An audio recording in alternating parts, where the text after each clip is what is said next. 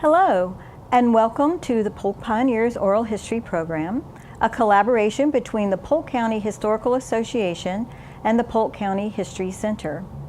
I am Lou Ann Mims, Research and Genealogy Historian at the History and Genealogy Library at the Polk County History Center. Thank you for joining us today as I have the pleasure to speak with Mr. Albertus Maultsby, a lifelong resident of Polk County and recently recognized as an Honorable Polk Pioneer. He will be sharing his personal memories about his life in Lake Alfred and Fruitlands Park and around Polk County. Thank you for joining me today, Mr. Maultsby. Thank you for having me. Great. Can you begin by telling us when and where you were born? I was born April 10th, 1931 in Lake Alfred. Were you born at a hospital? No, born at the house at 530 Midway Avenue. And that was in Lake Alfred? In Lake Alfred. Yes. Tell me a little bit about your father. Where was he from and what kind of work did he do? My father was from Romeo, Florida. That's in Marion County. And he moved to Lake Alfred in 1922 and became citrus production foreman for Shin's Groves. So he worked citrus. What kind of work did he do in citrus? Was he packing or was he in the grove? He was in the grove and he was the foreman. The guy that see the trees were taken care of. So that kept him pretty busy. Pretty busy. Did he do anything off season? That was a year-round job, nothing off season by the citrus grove at that time. Right. He did anything with the packing plant? No, just the production of fruit. And how about your mother? Where was she from? She was from Marion County, and there was so many of us that she had to be a housewife. How many siblings did you have? 10. 10? Whoa. Right. And your dad made all of his money on the groves at the citrus? Right. Wow. So are you the oldest or youngest? I was the fifth, number 5 of 10. 10. Did you guys have to work as children? In the summer months when school was out, we had to work in the grove. What kind of work did you do? Like, tell me specifically, what were you doing? We would do pruning, and we got old enough, it was dry, we had to irrigate the trees. And we had to, they didn't have insecticides to do the weeds, we had to do hoeing, and that was about the size of it. But tell me a little bit about pruning, because that's changed a lot in more modern times. How would you actually prune the trees? You would have to go up in the tree and cut everything out of the tree from a match stem up. Were you on a ladder? Well, sometime on a ladder and sometime just climbing. Right. I've seen some of those ladders. They're pretty big. Right. Was that something children weren't allowed to do? Yes, kids would do it. It'd be somebody there working that would move the ladder for you if you had to use the ladder. Yeah, some of those ladders are 20, 30 feet tall. Right. Very big. And then irrigation, how would you water the trees? Well, they would have a pump near the lake, and they would pump water out of the lake into the grove, and it would be a sprinkling system, and every 30 minutes you cut the pump off, move it to the next middle, and you would continue that until you watered the whole grove. What about whenever the weather got too cold, like the potential freeze? Would you have to do any preventative work in the grove? Well, as kids, we didn't have to do that. They would get all adults to warm the trees to keep them from freezing. Did you ever do the smudge pots? Well, no, I didn't have. You didn't have to do that? No. So tell me a little bit about your brothers and sisters. How much older is your older sibling? How much younger is your younger one? Well, my older brother was, I think, 5 years older, maybe 6. And my youngest I was 18 years older than my youngest. What did you guys do for fun? Well, it was almost fun. It was really fun if you had something to eat. Oh. Have food and go to, I guess, and going to church. Would you do any hunting or fishing? No, we didn't have time to do that. So it was working, school, and then going to church. Right. Well, how about games amongst yourselves? Would you play any kind of like board games? Well, we would play like softball, baseball. With 10 siblings, you practically have your own baseball team. Did you live in a neighborhood where you had neighborhood children to play with? Oh yes, but it was not too much play. It was all about work and going to school. Well, can you describe your neighborhood for me growing up? What was that neighborhood like? Well, everybody knew each other, and everybody looked out for each other, and they would share what they had with each other. So you were in Lake Alfred proper, or were you in the Fruitlands Park area? Well, that's Fruitland Park. Is Lake Alfred? Is Lake Alfred. Right. Yeah. So. Where is that located in Lake Alfred? It's in the northeast section of Lake Alfred. Northeast section. So what school did you go to? Well, lately I learned that it was a Rosenwald school. A Rosenwald Foundation School. But the name of the school at that time was named after the realty company of the founders of Lake Alfred. I call it the Fruitland School, and that was the name of the company that owned all the real estate around there. The development of Lake Alfred, the company was Fruitland. Right. Because they're the ones who built the packing house. Right. Right. I'm working a little bit on the history of that packing house and those labels that were in Lake Alfred.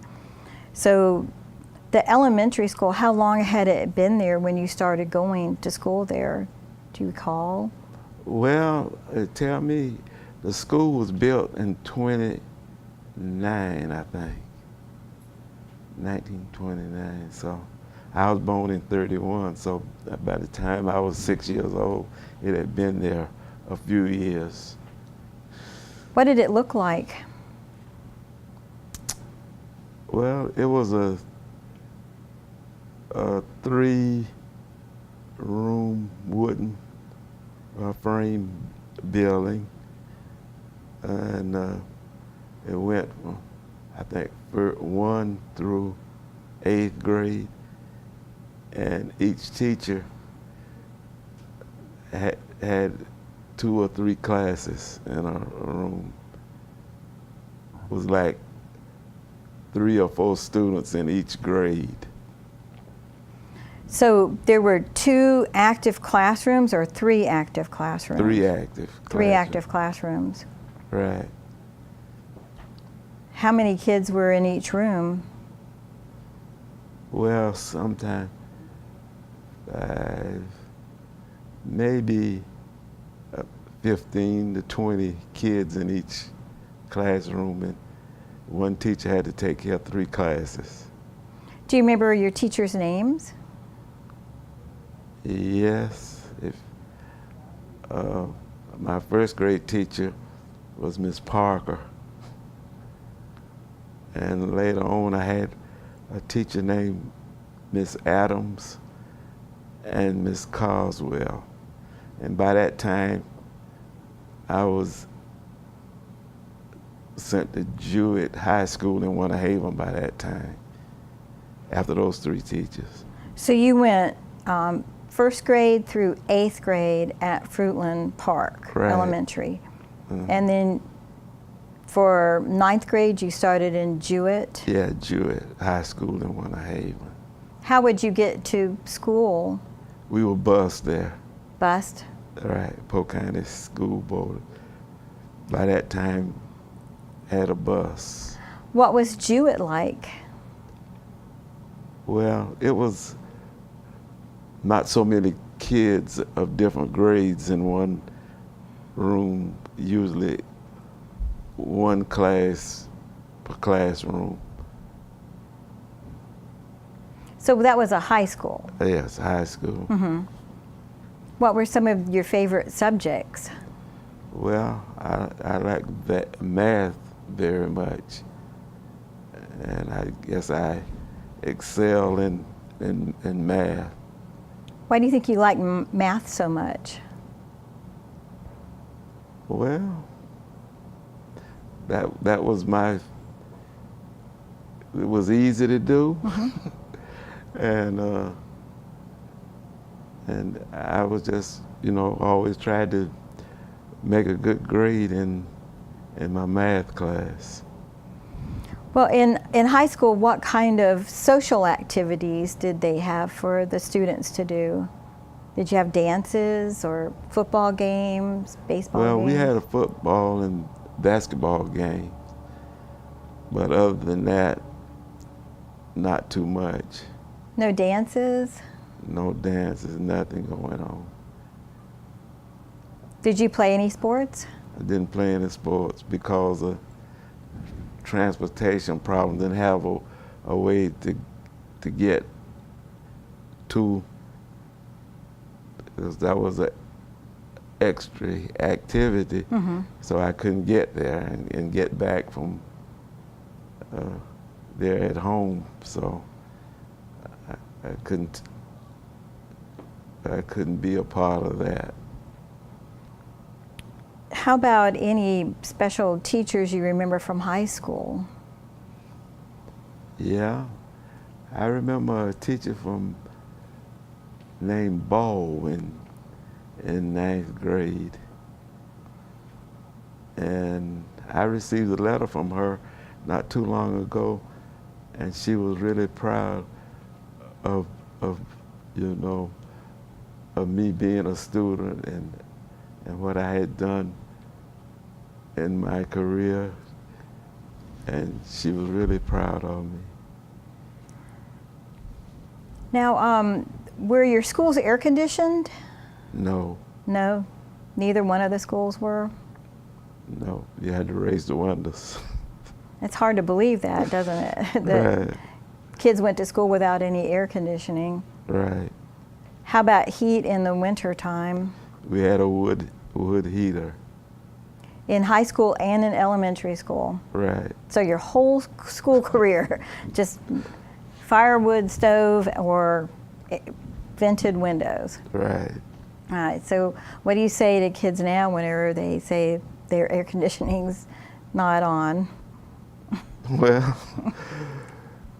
I often remember that the richest guy in town didn't have air conditioning. He had a fan, and I said, Mr. Gardner didn't have an air conditioning. He had a fan in his office. Well, can you think of any buildings or places in the area that maybe are no longer standing, but you remember whenever you were a child that they were some place that you liked to go to? Well, the Lake Alfred Depot, that was a good place to go and stand and see the trains go by, standing right at the depot, and see people getting off and on, going places. Did you ever take a train? Yes. During World War II, my mom used to go visit her mom, and she would always take me with her, and we would go to Winter Haven at the railroad station, and we'd catch the train and go to Ocala to visit my grandmother. How long a drive, or how long a trip was that? 100 miles. So by train, a couple of hours? A couple of hours. Wow. What church did you attend when you were growing up? Church of God by Faith. And is that building still standing? It's still standing. It's 83 years old, and it's still standing. So you've been a lifelong patron of that church? Right. Wow. Well, what did you do after high school? Well, it was not too much to do around here, no opportunities. So I worked at Citrus 2 or 3 years, and I was drafted in the U.S. Army.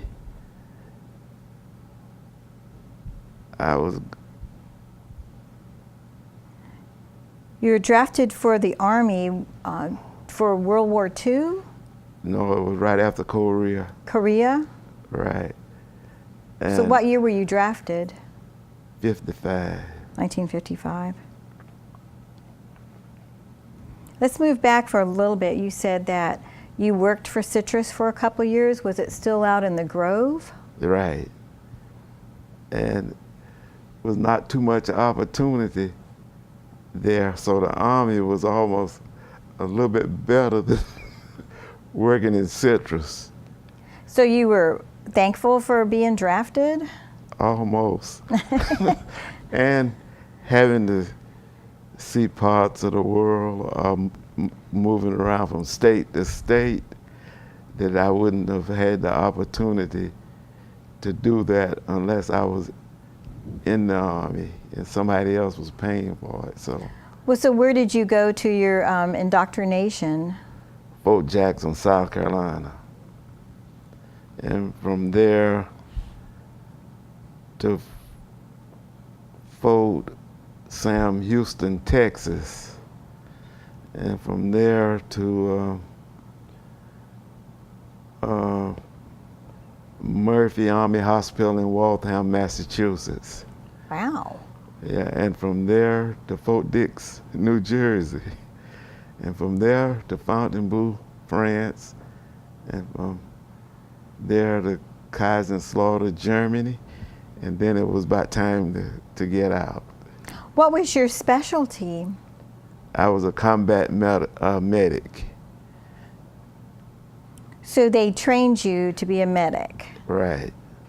And my duties would have been, if we had to go in combat, was to recover the wounded soldier, give him first aid, and get him back to an aid station so we could soon get him back into battle. That was my mission if something had happened. How long did you serve? 4 years. 4 years? Well, you really went around the world. So your eyes really got opened from Lake Alfred, Florida, all the way to France and Germany. What was going through your mind during that period of time? Well, I was just glad to be a part of the military, and I was moving around, seeing different cultures and see how people lived in other parts of the world or other states, and I was just glad to be a part of it. Mm-hmm. Seems like you had a good attitude about it, but when you came back, did you come back to Lake Alfred? I was back to Lake Alfred, and I got a job at that time working for Lake Alfred Post Office, and I worked there 29 years, and I became a landlord after that. A landlord? Yeah. So did you buy some property? Yeah, I started buying properties. And today I have 47 tenants. Wow. Now, somewhere along the ways, did you meet a lady? Did you get married? Yes. And tell me a little bit about your wife. How'd you guys met?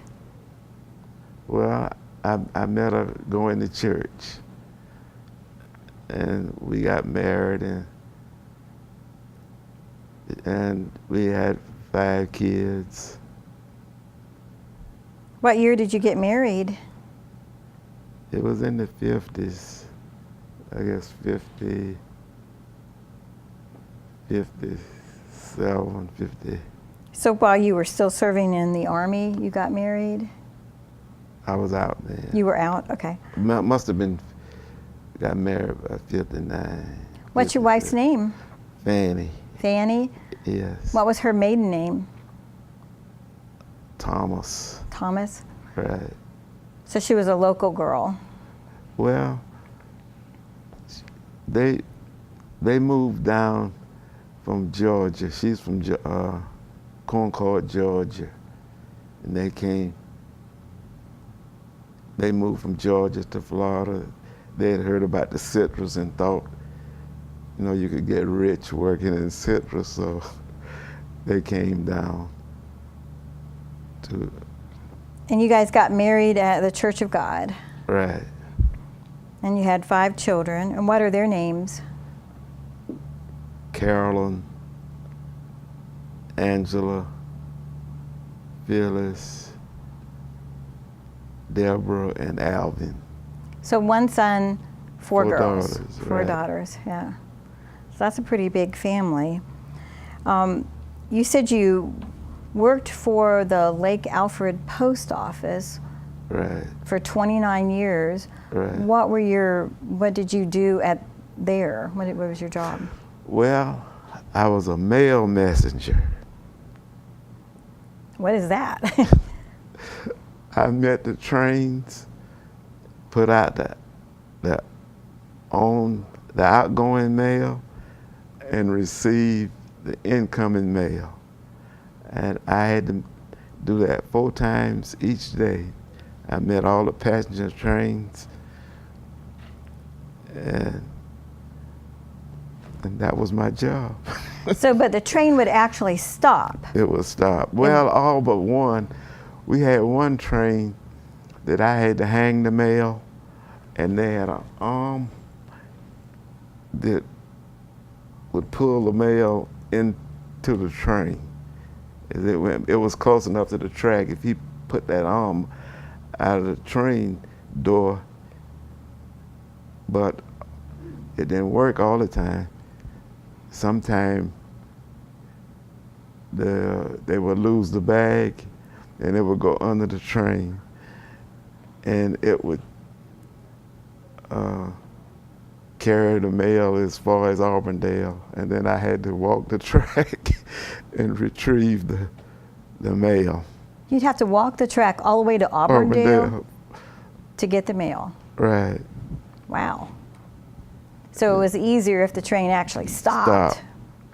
But they didn't always stop. I had to hang the mail, and they would get it that way. So you did that 4 times a day, and then that system kind of went by the wayside. Right. They haul mail. They do it by truck now. Mm-hmm. Right. Yeah. So the job changed as the technology kind of changed. Right. So what else did you do? That was always your job? Well, I had a lawn service and cleaning business that I would do between train times. Wow. I would do the maintenance at even the post office, the Methodist Presbyterian Church, the bank in Lake Alfred. I took care of that. And then I had, I don't know how many lawn customers. So I was a busy guy. So you took all of that money and then you started buying property? Properties, right. What was your inspiration behind that?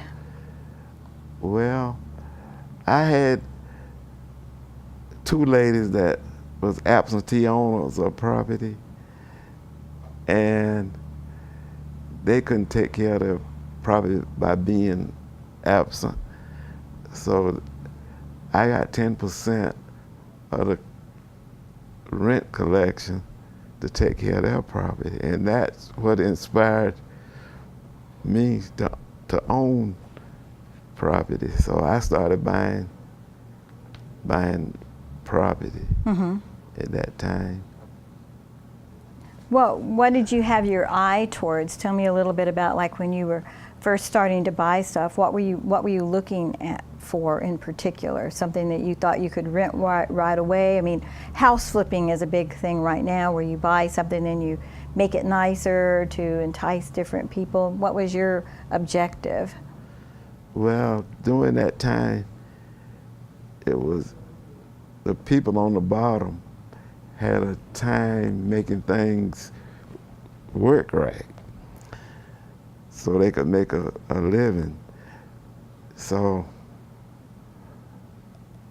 I started buying old houses, and I kind of taught myself carpentry, and I started rehabbing those houses, renting them to poor people until I could afford to have new construction.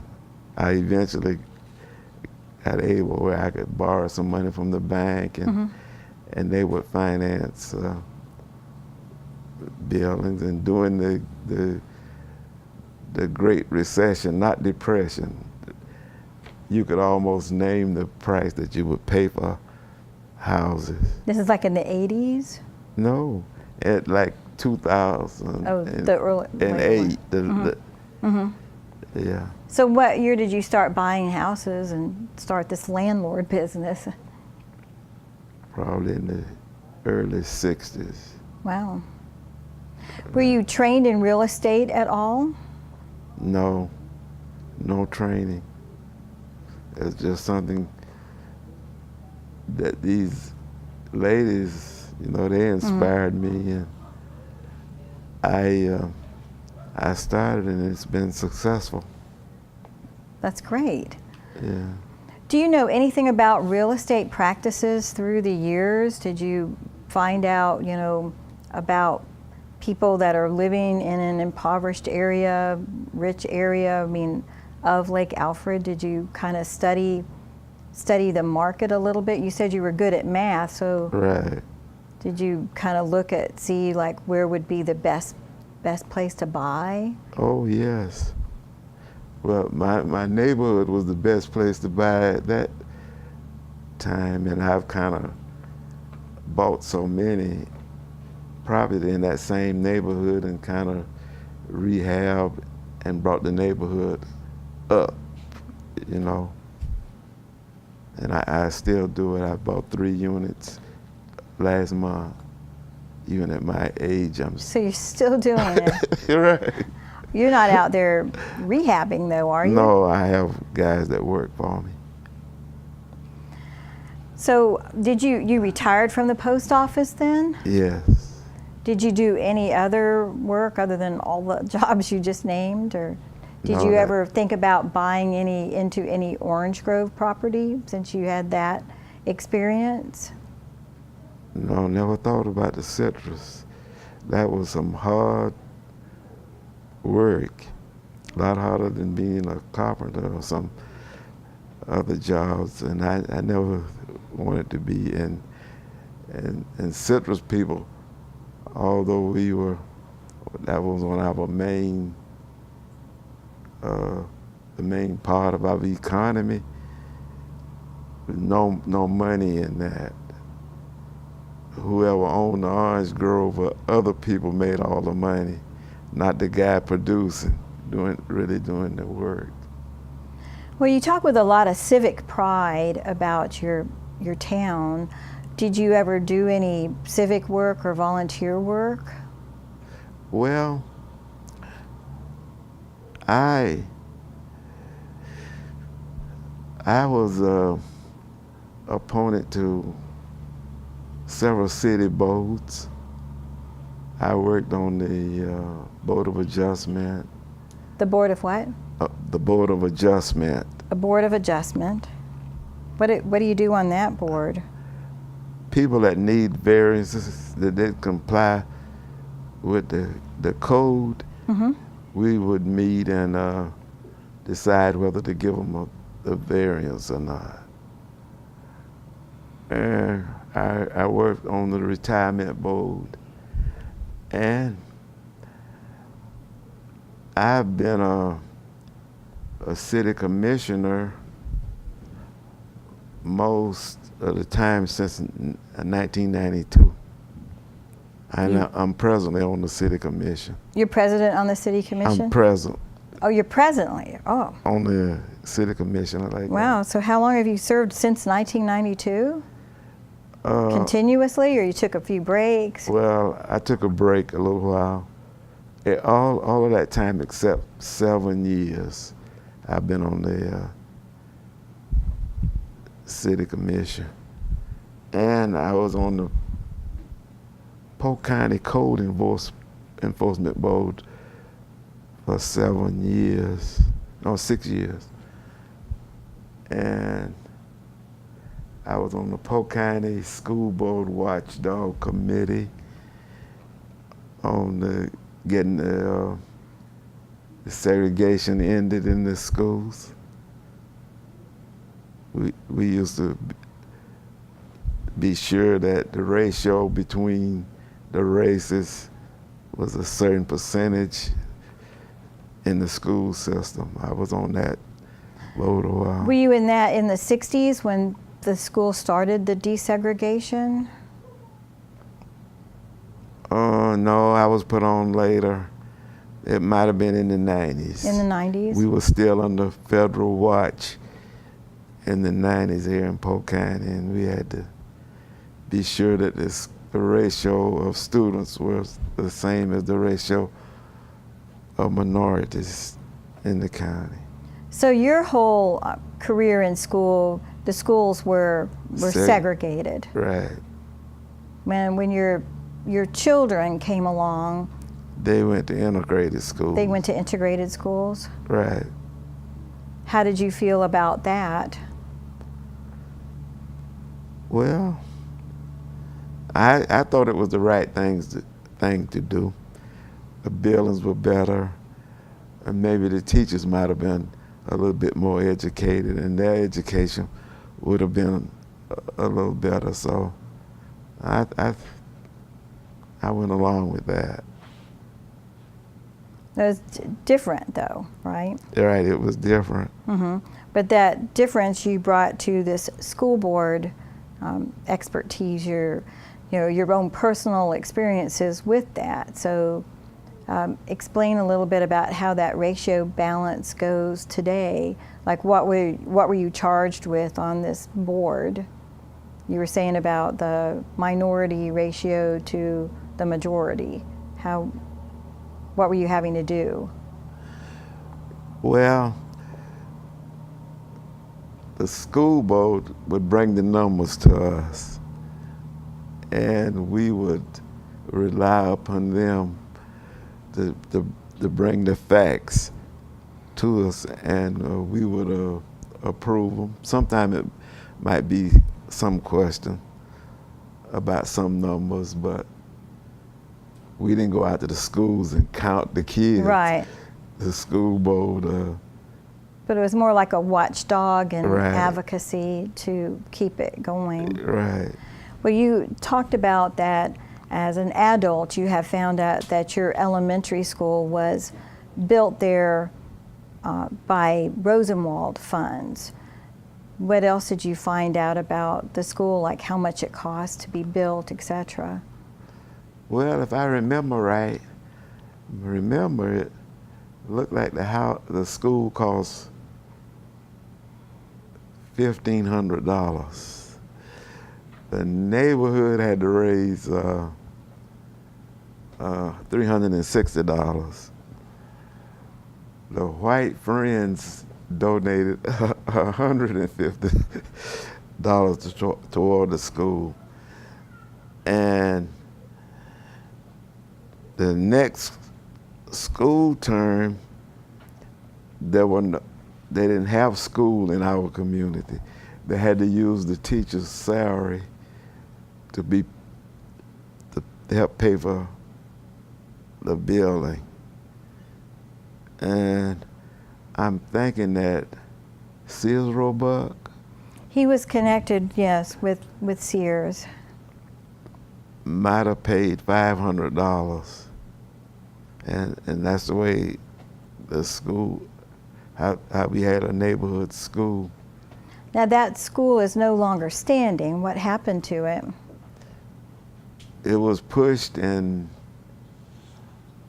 1964, and Fruitland Park got the first air-conditioned school in Polk County. Really? And it's still being used today.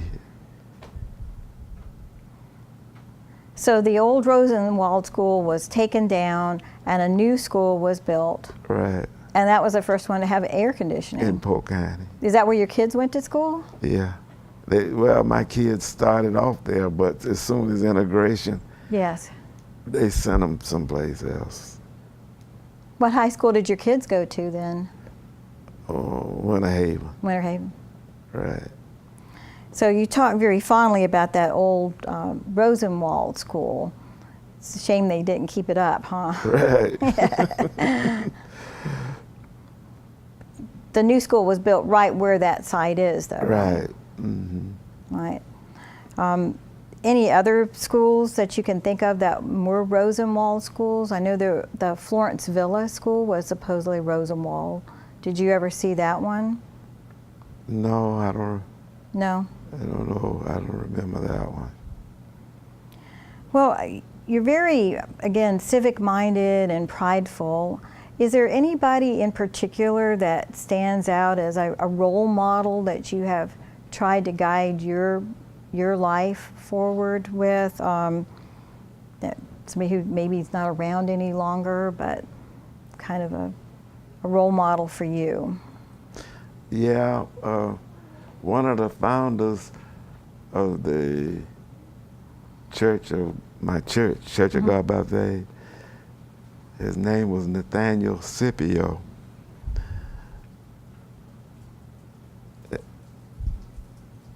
And we went to church often. And his teaching was to be clean, treat other people as you wanted to be treated. Don't smoke a cigarette, and don't do strong drinks. And I listened to him from an infant, and that still remains in me now. Was he one of the elders in your church, or was he a peer, an elder? Yeah, he was an elder in the church. And I say my longevity, living so long, because I obeyed his teaching. And I don't have pain. I don't hurt, I can get around, take care of myself, because I didn't do things to hurt myself. Did you ever know the Lake Alfred developer, Frank Gardner? Oh, yes. Tell me, what was he like? Well,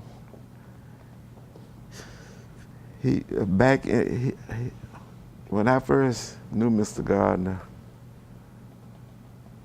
he had a 1932 Buick, and his maid, housekeeper, named Sophrona Williams, and she lived in our neighborhood.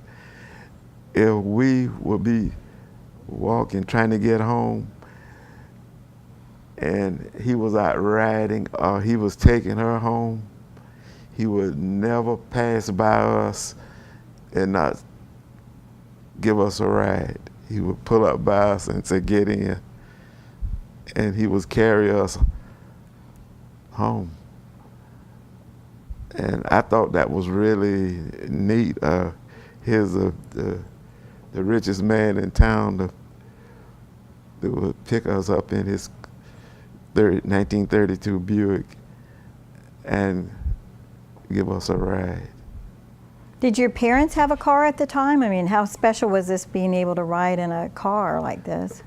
Well, we didn't have a car. Only we had a truck that belonged to the Shins. That was his transportation back and forth to work. But the only time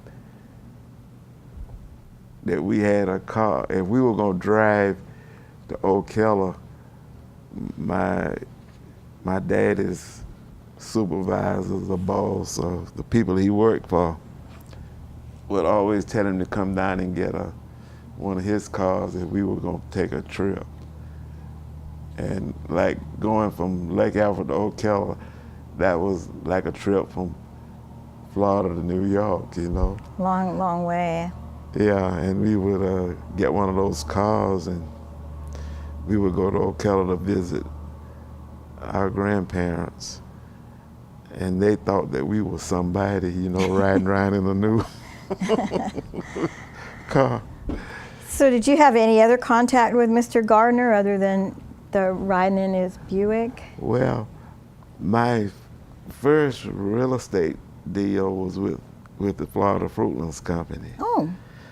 And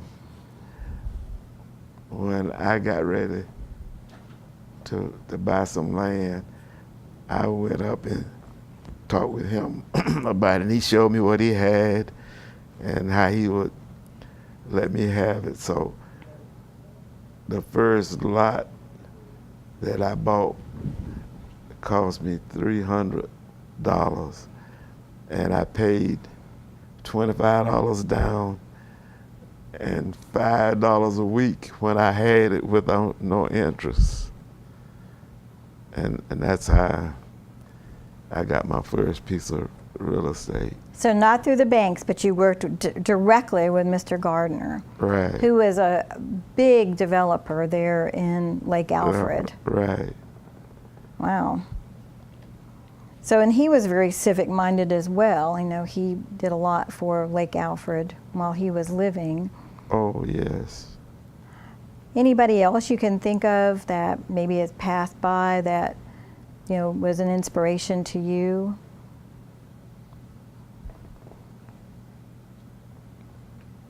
Well, I can't think of anybody else that inspired me as much as Mr. Gardner and my pastor. Your pastor? Yeah. Oh, and then he was the elder of the church. Yeah. I've been told you have a motto. Always spend less than you earn. That's it. How did you come by that? Well, I look at the way government do it, and I say that's not really math the way they do it. And that was my interest. That was my main subject in going to school. 1 and 1 is 2. But government, not my local government, and not even the state, but our federal government always spend a lot more money than they take in.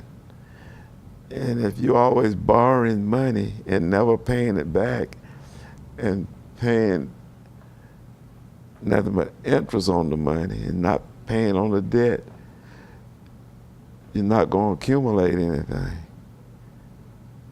So my motto is we don't spend more than we take in, or we just wait until we have the money and then we do it.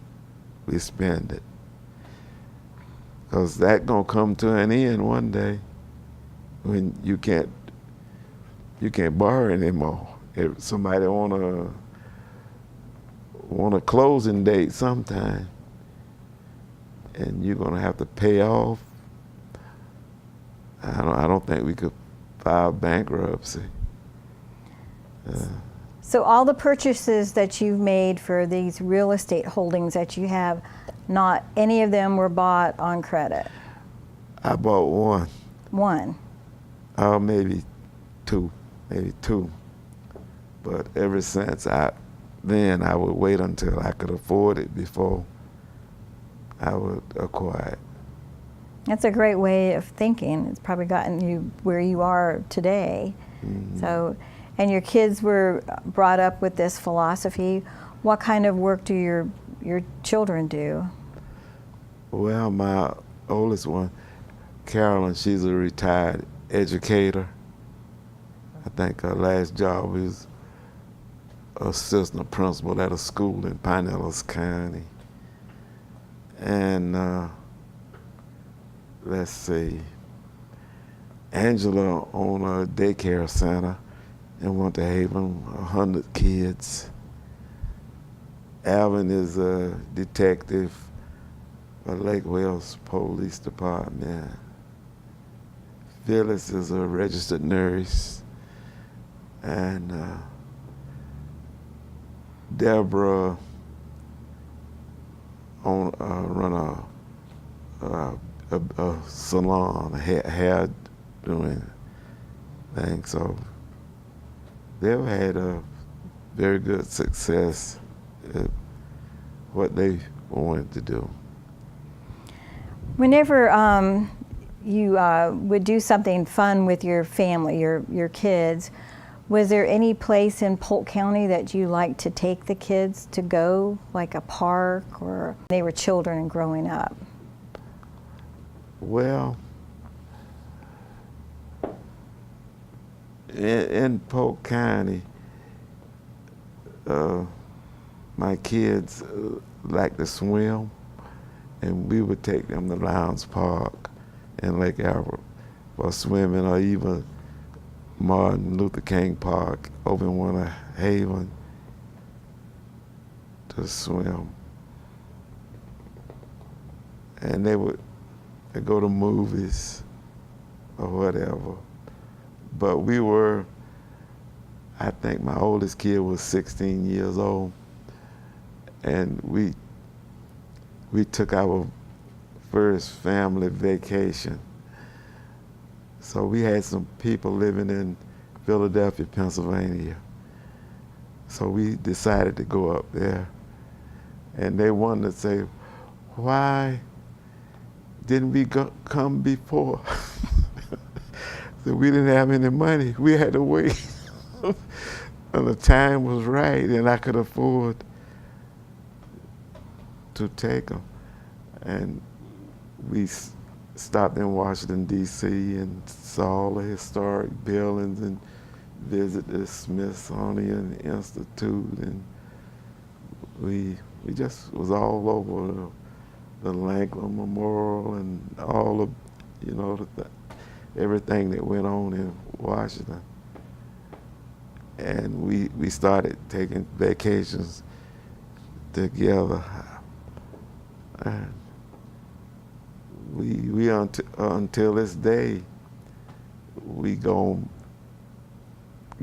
family get together and go on cruises, and we've been to the last two presidential inaugurations, and we plan to go in January if the right person gets it. Well, so that's wonderful. So you've been able to do a lot more with your children than your parents were able to do with you. You had half the kids, though, as your mom and dad had. So that's great. How about any local sites? Like there's the Bach Tower has been around. Well, we've forever. been to that, and we would go to Silver Springs up in near Ocala. Cypress Gardens and all? Yeah, Cypress Garden. So, I mean, a lot of the tourist industry changed in Polk County when Disney and some of the other theme parks came into Orlando and Tampa. I was wondering if you could tell a difference, like, you know, if your kids wanted to do more local things or, you know, the bigger things. Well, as soon as they could go to Disney, I had to take them there, you know. Or my wife would carry them, Yeah. yeah. So, well, it's wonderful, you know, growing up in such a diverse county that we have here, and you've certainly have come through a lot of changes with the desegregation of our culture. Is there anything you can reflect on in that particular time, that when you were growing up, and what life was like then versus what it's like now?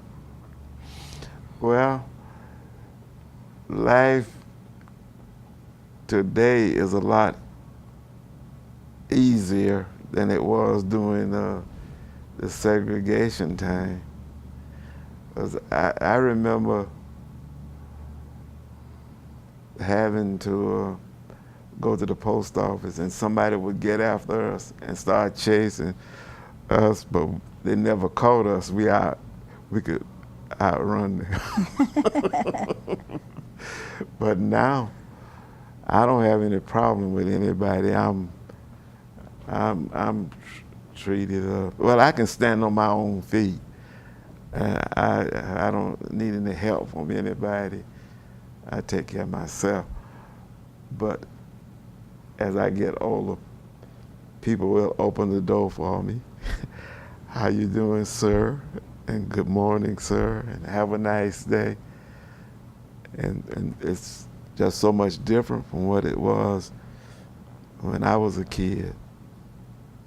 Yeah. Well, can you reflect on your time living here in Polk County? Like what's one of your greatest memories or experiences that you had growing up here or living here in Polk County that would inspire somebody else to want to live here as well? Well, Polk County is not really a bad place to live. It's not 100%, but we're moving that way, maybe 75, and it's going to reach 100 one of these days, you know, where people will not look at you, and because they don't look as they do, we're going to be all one group of people fighting to stay alive or to stay free. And if we work together, we'll stay free. We get divided and start fighting each other, we're going by the wayside. And since this is the freest country in the world, or the freest one that I've been to, we want it to stay that way, and we want to keep it that way. And even if, at my age, if I had to pick up a weapon to fight for this country, I'm ready to. I'm ready to do it.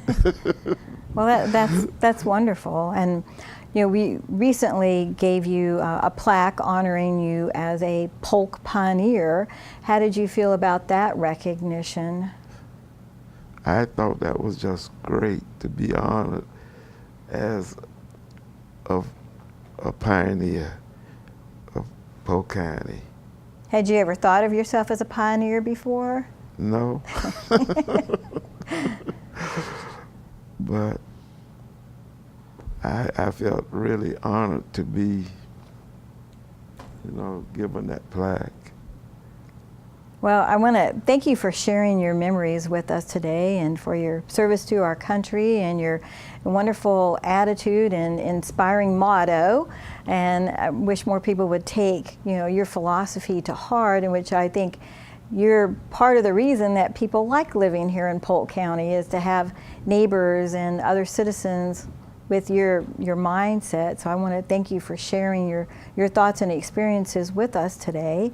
Do you have any final comments you want to add? Is there something I forgot to ask? Or? Well, I feel honored to have this interview today, and I would like for more people to feel out my way about spending money. You can't get ahead spending more money than It's very simple but very true. So. Very true, yeah. Well, thank you again for sharing your memories. I appreciate it. It's been an honor. Well, thank you. All righty.